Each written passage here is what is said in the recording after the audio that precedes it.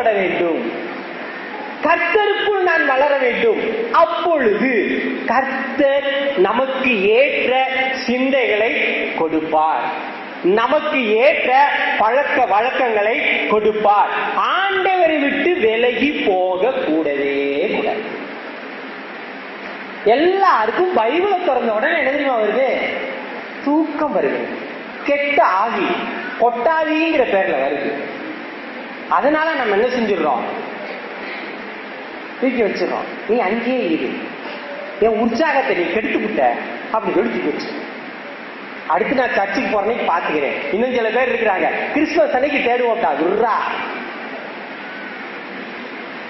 இன்னும் சில பேர் இருக்கிறாங்க, அதை எடுத்தா அந்த தூக்கமே வருது, எடுத்து பாடா. அப்படி அல்ல, தூக்கம் வந்துச்சுன்னா ஒன்றும் பிரச்சனை இல்லை, தூங்கி முடிப்பீங்கல்ல, படிங்க.